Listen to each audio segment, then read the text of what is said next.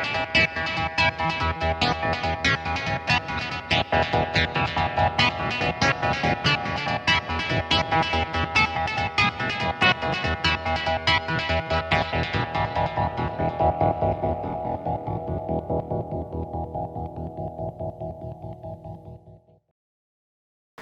right, next up, the latest ransomware attack techniques and how to protect yourself, delivered by TrendMicro. Keith Tarantino has nearly 20 years of experience in the computer industry, with the last 10 focused on cybersecurity and IT governance. He has significant enterprise-level experience in multiple industries, working in both the technical and management positions. He holds an Executive Juris Doctor from the Concord Law School and a Master of Science in Information Technology from CSU Fullerton and a CISSP Certificate. Please give a warm round of applause to Keith Tarantino.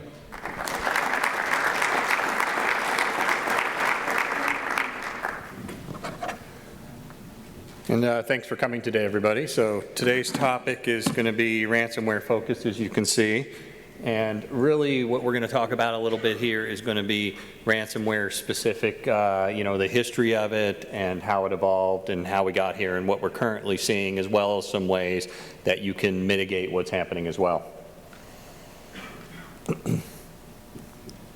You'll see the change up there. Oh, I got it. Thank you. So one of the things that you want to look at is you can't really look at the news today without really seeing how ransomware is impacting us. And one of the keys and one of the things that we're starting to see today is that things are starting to evolve where we're targeting more corporations, as well as that from the data we've collected, this is one of the more prevalent forms of attack.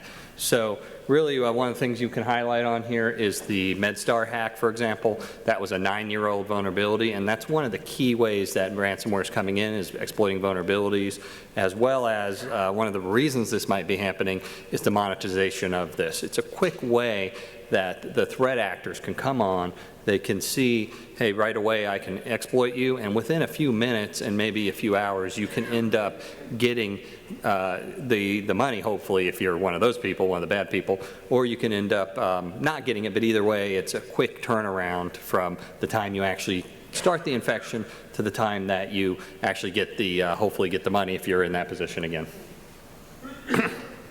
So as far as evolution goes, really this started with the fake AV. So we remember earlier when you had fake AV, and what had happened with that is it would come on maybe 10 years ago and it would say, hey, you have a virus, you have to go ahead and pay me money, etc., or else you won't be able to clean this virus. And sometimes it masqueraded as legitimate, like Microsoft Security Essentials or some other program, maybe even looked like that. And if you clicked on that, of course, there could be further exploits, but really that was the first sense of when they tried to start the idea of, I'm going to hold something for ransom from you, essentially. And that kind of evolved over the last few years. In 2013, you really started seeing more of the traditional ransomware. And these were the things that popped up and said, hey, you have visited a bad website, this is the FBI, never mind due process, but you owe us money, and please go ahead and pay, and then we'll unlock your computer for you. So one of the things that is in common with the crypto ransomware that we're seeing today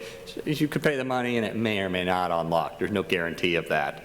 And ultimately, the evolution went to crypto ransomware. Now, the two previous infections we talked about, like the fake AV and the ransomware, one of the things they had in common is they had to infect the computer, and the infection had to remain on that computer. So the longer it had to remain, the more likely there was either some way you could fix it, or there was a way that it could be detected with the latest virus update or some other way to actually get it off there. And so that was one way to remove it. What's changed with crypto ransomware is the computer doesn't have to maintain a persistent infection. The infection really is there to deliver the ransomware, and after the ransomware has been delivered, essentially it encrypts the files, and then it no longer needs to be there. It deletes itself, in fact. So really where they're going to get the money is through the idea that, hey, your files are encrypted, you need these files, go ahead and pay us.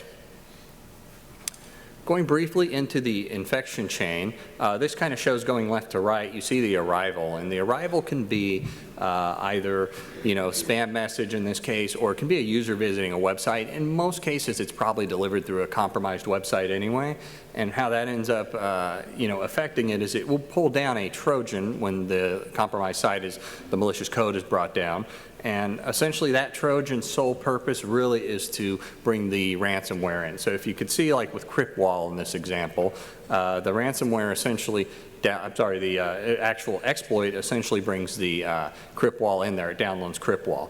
Once CryptWall executes, you can see that it's now going to create an auto start, and it's going to integrate with some of the Windows system processes. The only reason it really has to do this is briefly, if it got rebooted or something happened, it can make sure it gets restarted.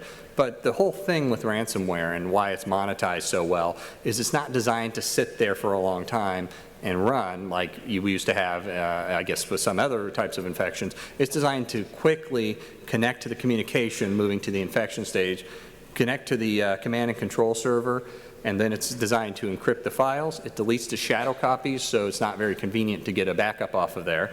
Then it's going to uninstall itself. And now you get the ransom note saying, pay me, here's how you get bitcoins, et cetera. And so if you see the difference here, it doesn't need to maintain a persistent infection. It's not at risk of, hey, there's a virus update and now I can detect this previous, say, 0-day, for example. Here's a little bit busy. This is some data that we've collected here. What this really shows, if you move from the top row, is the different types of ransomware, just some random samples of some things that we've seen. This shows that there's delivery mechanisms are different. So you can see it goes through email, but there's also exploits that are happening. There's a number of ways you can get on there. Pretty much the trend has gone towards Bitcoin. It's anonymized, right? You can get it anywhere. And there's pretty good instructions because a lot of users may not be familiar with how to get it back. So there are instructions, hey, here's how you get Bitcoins, here's how you buy them, and here's how you pay us. So moving down to the encrypted data, you can see that this is really expanded to corporations, for example. So you can see they're not just looking for your family's pics anymore or a few Word docs. They're actually coming in and they are looking for database files, source code, your Bitcoin wallet even can be locked now. Another thing we see is essentially they most rely on public key, private key cryptography. That's a key of most ransomware. Another trend we're now seeing is if you see the very bottom row now, you can see some check boxes. Those are variants that self-destruct. So now they're saying if you don't pay us, we're going to go ahead and lock your hard drive. Maybe we're going to go ahead and start deleting all your files, et cetera. This slide here really gets into the sophistication of ransomware. What's interesting about it is you can really see that this looks like it was designed by a graphic artist. It's very professional looking.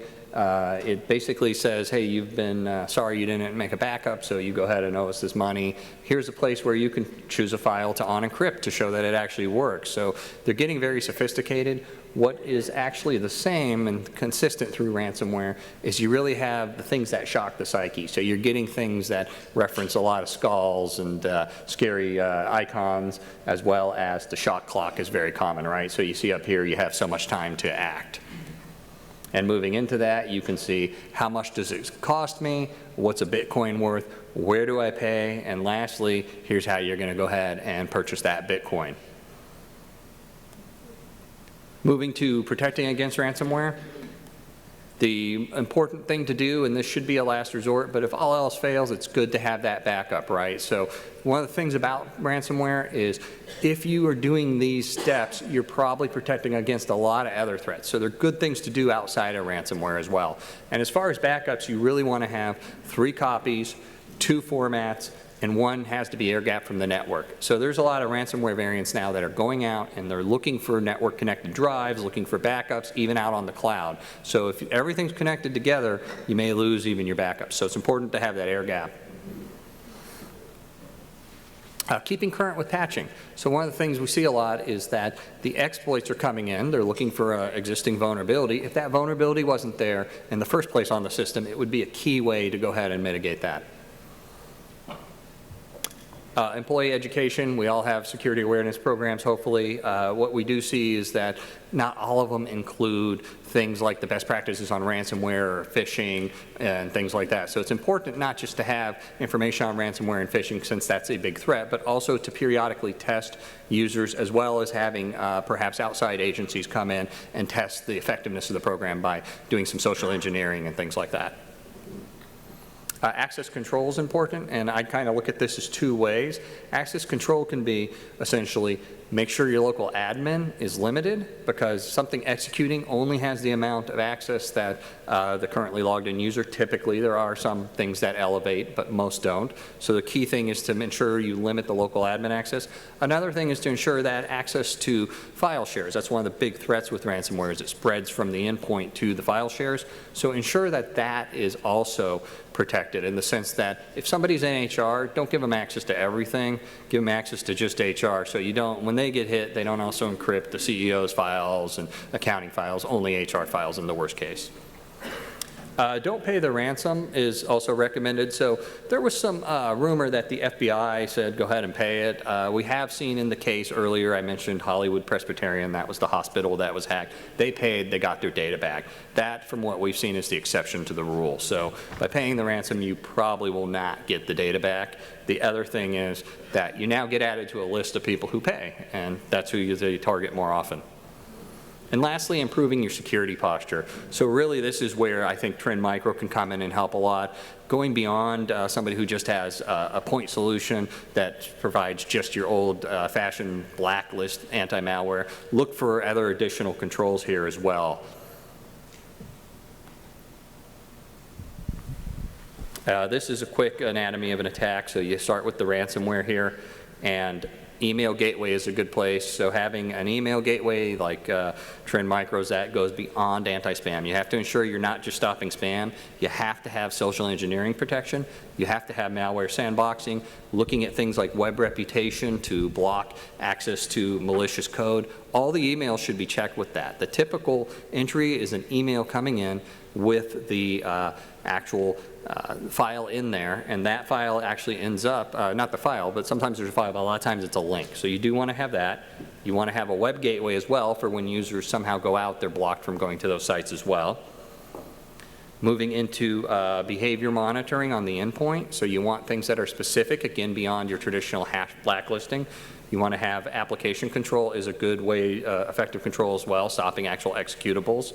Vulnerability shielding is great as well. So the ability to look at those exploits we talked about and effectively run rules that block those exploits on the client as well. That's an important control to have, as well as having web security. So not just web reputation, preventing from going to the bad sites, but also browser exploit prevention in those areas.